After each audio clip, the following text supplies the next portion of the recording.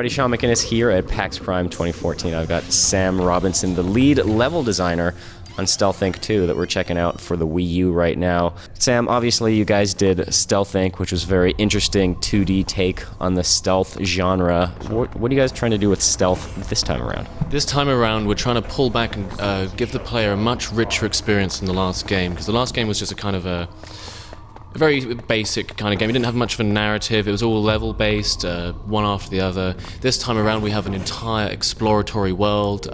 It's kind of like a Metroidvania game where you go out and you get gadgets and you go back to the exploratory world and you can discover more. And so is it one big open space where like levels are kind of locked until you get a particular item, and then that unlocks a new part and you just kind of progress through like that way? Basically, you're a clone born into a massive facility where they test children's toys in a very sadistic way. And I'd imagine all children's toys are tested in a sadistic way. And at the beginning of this game, you actually escape the testing procedures. Like you escape the testing area, which the entire last game was set in. So you escape this horrible place and you break out into the PTI facility where this is all going on, and you get to explore why they're doing these tests this way, and you discover that you're one of millions of clones, and you as you progress through the game, you find out they're testing more than just your stealth goggles, because the whole last game was based around the stealth goggles. In this game you discover that they're testing way more bizarre toys, like a bizarre toy line, and you can unlock all these toys and then come back into the exploratory world, and they help you unlock new areas and discover the rest of the game. So give me a sense of the overall progression. Where are we at right now in terms of the whole arc? So we have just been born in the clone lab. It's the end of the day, and there's a quality controller, and he's a bit of a job's worth, and he's competing with his colleagues, and he wants the highest score because they get points for doing these tests. And so you've just been born to complete a test at the end of the day, but the problem is the end of the day kind of alarm went off and the facility is now shutting down, and they're kind of cleaning the testing the test chambers of all the clones. So they're trying to annihilate you right now, basically. So, you know, just nice lighthearted stuff. Oh yeah, absolutely. I mean, it's done in a kind of cute way. Though we did get a teen rating for this one. I think we made the clones a bit more human looking than last time, which was a problem. Yeah, I mean, I don't see any problem with tiny little clone people getting eviscerated by deadly lasers, but maybe that's just me. They play a much bigger role in this game because they're actually because it's the end of the day and all the test chambers are shutting down. Once you break out, you realize that there are other clones trapped in all the other test chambers. So by going into the test chambers, you're rescuing the clones. So every test chamber now has clones hidden about it, and you have to rescue them. So that's kind of your motivation for going around the tests.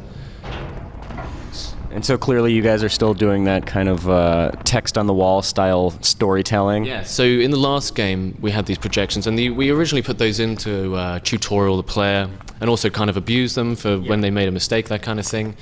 This time we pull back and we show you who's writing that text. So the quality controller, I think his name's Malcolm, in the opening cutscene, he's the one that's typing these messages to you.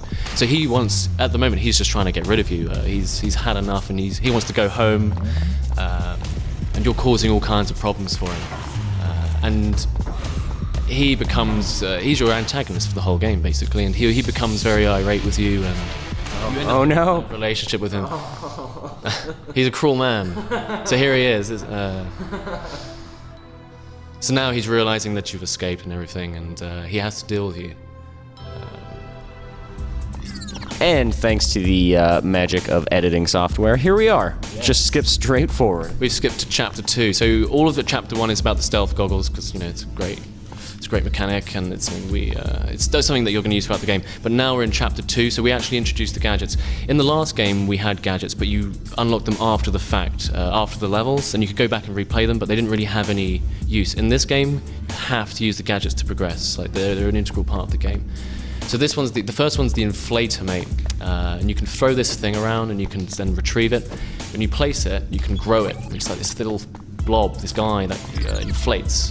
So you can use him to get up to new areas like this.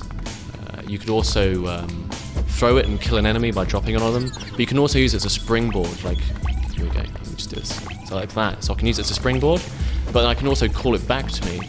Oh no! Let me do this again. and you can do it in midair. Like I can keep doing it over and over, so I can kind of fly around, and it becomes very acrobatic. So you can just imagine that once you've completed this chapter and you go back into the exploratory world, this gives you a great deal of freedom because you can basically fly around and discover loads of new places. So let me just play through some of this level. I would imagine that a gadget like this could be both fun and very challenging for you as a level designer, right? Absolutely, yeah. I mean, we're so used to making these levels now, and the guys that we had making levels for us, they were Stealth Inc. 1 veterans, yeah. So we know all the things not to do, but there's definitely a prototyping phase when we come up with these gadgets and we have to test to make sure they're actually fun.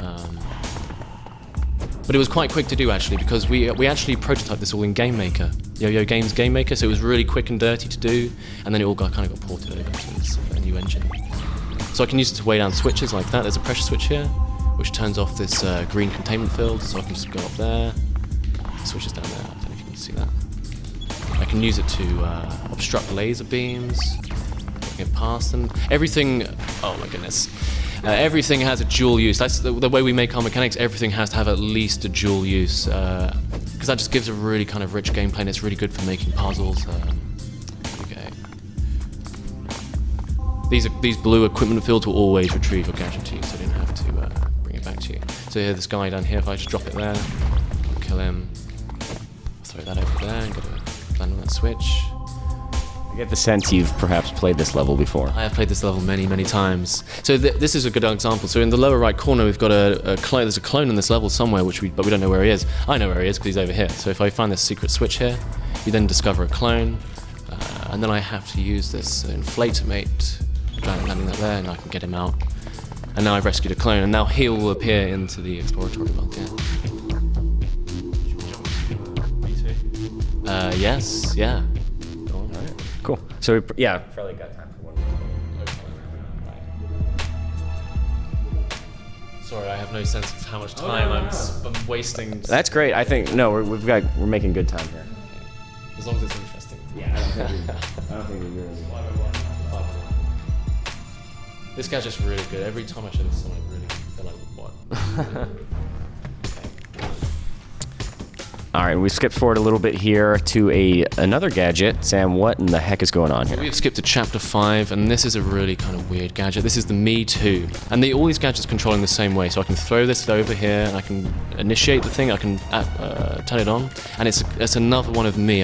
So I can create 2 clones simultaneously, and I can control them simultaneously. But what I can do is I can kill myself, and then I take control of the other clone. So the levels have got much harder by this point, but now I can actually kill myself over and over and over, and I don't have to worry about the consequences. It's quite liberating, actually, to just keep killing myself to progress. I have to do it to progress.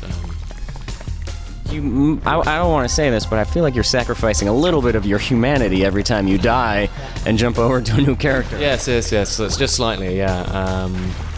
It's slightly against the narrative of the game, but it's so funny that it's staying in. We have to do it. So here, right, if I just throw this, here we go. What do I have to do here? I'm getting confused. So I throw him over there. I turn him on. So now I've got a clone in the sensor beam, but I have to run left over here to kill myself. So I'll turn him off. I'll turn him back on, and now this is my primary clone. So I can throw him over here. And the levels become really kind of confusing doing this, but. You feel like a genius by the end. You weren't lying before when you said that you have to condition players to know that they're gonna die. Yes, absolutely, yeah. But it's hilarious, it's absolutely hilarious, because you can just keep blowing these guys up. I feel like the most sadistic thing you could do is put like an achievement in there for a no deaths run through, and it's impossible. There's actually a ranking system, so you get a rank at the end of every level, and if you haven't died at all, in fact, you'll get an S rank. If you haven't been spotted by enemies, you'll get an S rank. It's also time-based.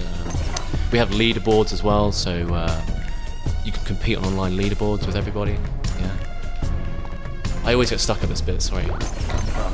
I'll let you focus. Oh no. Oh no.